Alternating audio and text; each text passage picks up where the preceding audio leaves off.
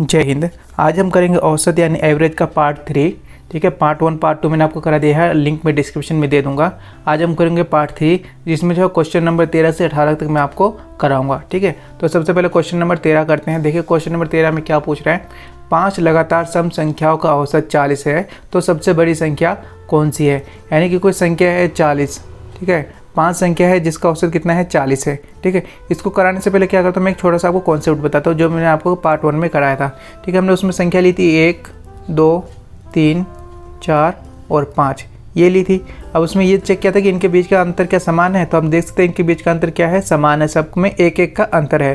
ठीक है, जब इन सब में 1-1 का अंतर था तो हमने क्या किया था, इधर से एक संख्या छोड़ी थी, इधर से एक संख्या छोड़ी थी, फिर इधर से एक छोड़ी थी, एक इधर से छोड़ी थी। जो बीच में बचा था वही क्या था, इसका औसत था। ठीक है, जो बीच में बचा है वही क्या है, इसका औसत है। ठीक है, अगर इसमें आपको कहा जाए कि सबसे छोटी संख्या कौन सी है, तो आप कहोगे 1 है। सबसे बड़ी कौन सी है, तो आप कहोगे 5 है।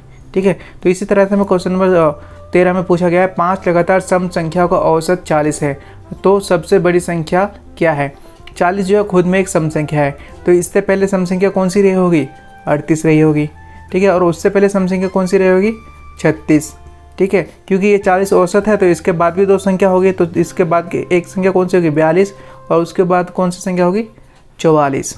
ठीक है, ये 5 संख्या होगी और 5 संख्याओं का औसत कितना है, 40 है, क्योंकि बीच में है और सभी के बीच का अंतर जो है 2 है, तो 40 का तो इसका औसत हो गया है। लेकिन क्वेश्चन में हमसे क्या पूछा गया है, सबसे बड़ी संख्या। क्वेश्चन में क्या पूछा गया है, सबसे बड़ी संख्या।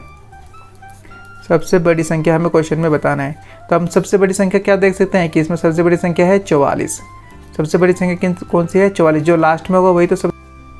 क्वेश्चन नंबर 14 में क्या पूछ रहा है, 4 क्रमागत सम संख्याओं का औसत 27 है, इसमें किस संख्या को जोड़ने से औसत 28 हो जाएगा।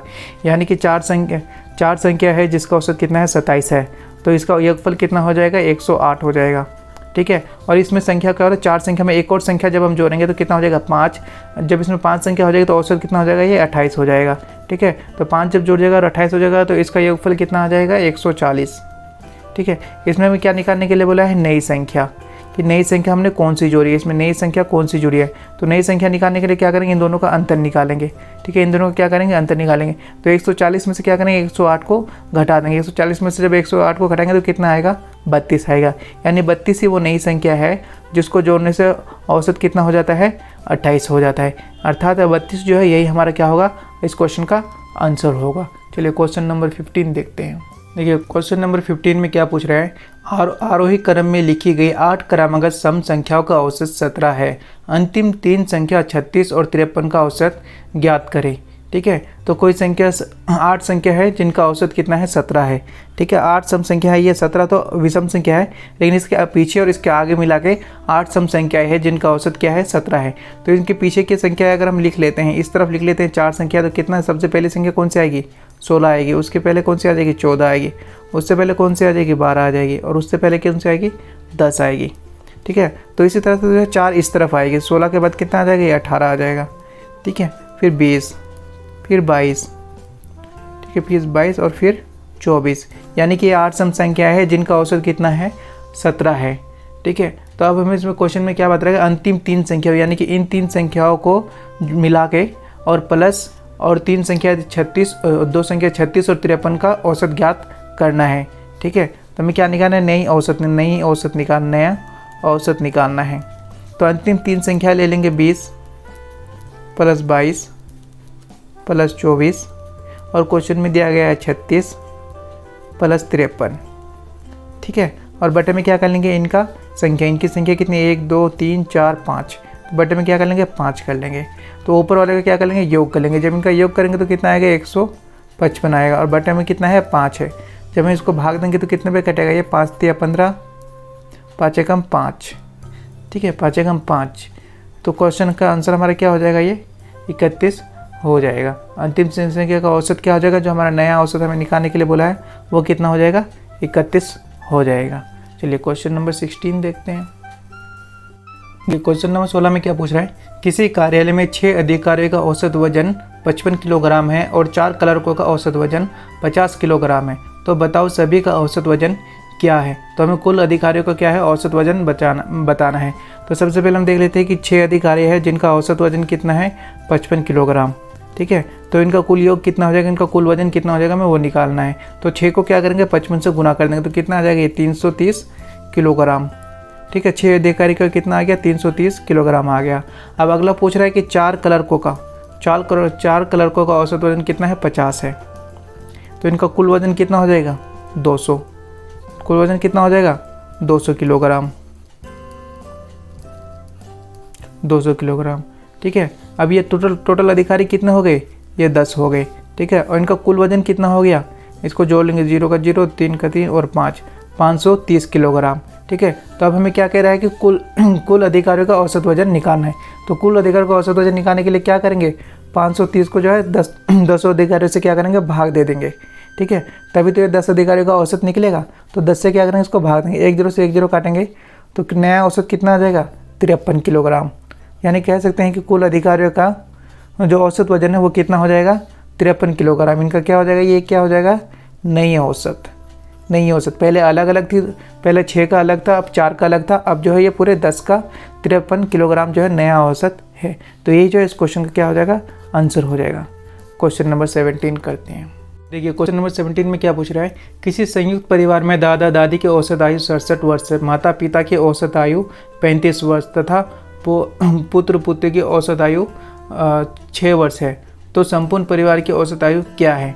तो सबसे पहले तो हम ये देख लेते हैं कि इसमें कितने सदस्य हैं, टोटल 6 सदस्य हैं। एक दादा दादी 2 हो गए, माता पिता 2 हो गए और एक पुत्र पुत्री 2 हो गए। तो यानी टोटल कितने सदस्य हो गए 6 सदस्य हो गए। तो सबसे पहले हम निकालेंगे दादा दादी की औसत आयु। दादा दादी का क्या दिया है, दादा दादी। ठीक है, दादा दादी का हमें दिया हुआ है, यानी कि दादा दादी ये कितने हो गए 2 हो गए। इनकी औसत आयु कितनी दी हुई है 67 दी हुई है। तो इनका कुल वर्ष अगर निकालेंगे तो कुल आयु कितनी आएगी 134 वर्ष। कुल दोनों की आयु मिला के कितनी आएगी 134 वर्ष, ये दोनों की आयु है। फिर निकालेंगे माता पिता का, ठीक है, माता पिता भी कितने हो गए, ये 2 हो गए, माता 1 हो गई, एक पिता हो गए, तो कितने हो गए 2 हो गए। इन दोनों की औसत आयु कितनी दी हुई है 35 वर्ष। ठीक है, दोनों की औसत आयु कितनी है 35 वर्ष। तो कुल आयु कितनी हो जाएगी 70 वर्ष, कुल आयु कितनी हो जाएगी 70 वर्ष। उसके बाद दिया है पुत्र पुत्री का, ठीक है, तो ये भी कितने हैं 2 है, 1 और 1 2 हो गए। इन दोनों की औसत आयु कितनी दी हुई है 6 वर्ष। ठीक है, तो इनका कितना हो जाएगा, इनका कुल आयु कितनी हो जाएगी 12 वर्ष। ठीक है, तो इधर तो क्या हो गया, इसको क्या करेंगे, इधर तो क्या हो गया सदस्यों की संख्या हो गई, इधर क्या हो गया सदस्यों की संख्या कितनी हो गई परिवार में 6। इधर उनका क्या हो जाएगा कुल वर्ष, 4 और 2 को जोड़ेंगे तो कितना हो जाएगा 6, 3 और 4 7 रह के 11 हासिल 1 216। यानी परिवार की कुल वर्ष कितनी, कुल आयु वर्ष कितनी है 216 वर्ष। ठीक है, और सदस्य कितने हैं 6 हैं। तो हमें क्वेश्चन में क्या पूछ रहा है, पूरे परिवार की औसत आयु कितनी है, पूरे परिवार की औसत आयु पूछ रहा है। तो पूरे परिवार की औसत आयु निकालने के लिए क्या करेंगे, 216 को 6 से भाग दे देंगे। 216 को क्या करेंगे पूरे परिवार से भाग दे देंगे। जब हम इसको भाग देंगे तो कितने पे 6 × 18 और चिक 3 2 चला, चिक कितना हो जाएगा 36। यानी पूरे परिवार का जो औसत आयु हो जाएगी वो कितने हो जाएगी 36 वर्ष। यही जो इस क्वेश्चन का क्या हो जाएगा आंसर हो जाएगा। ठीक है, पूरे परिवार की औसत आयु कितनी हो जाएगी 36 वर्ष। क्वेश्चन नंबर 18 देखते हैं। देखिए क्वेश्चन नंबर 18 में क्या पूछ रहा है, किसी मिस्त्री की सप्ताह के प्रथम 4 दिन की आय 18 रुपये है और अंतिम 4 दिन की औसत आय 22 रुपये है। यदि चौथे दिन वह 20 रुपये कमाता है तो संपूर्ण सप्ताह की औसत आय कितनी है। यानी कि 7 दिन का हमें आय पूछा है कि उसके 7 दिन का औसत आय कितना है। तो सबसे पहले देख लेते हैं कि प्रथम 4 दिन की आय देख लेते हैं। प्रथम 4 दिन की आय,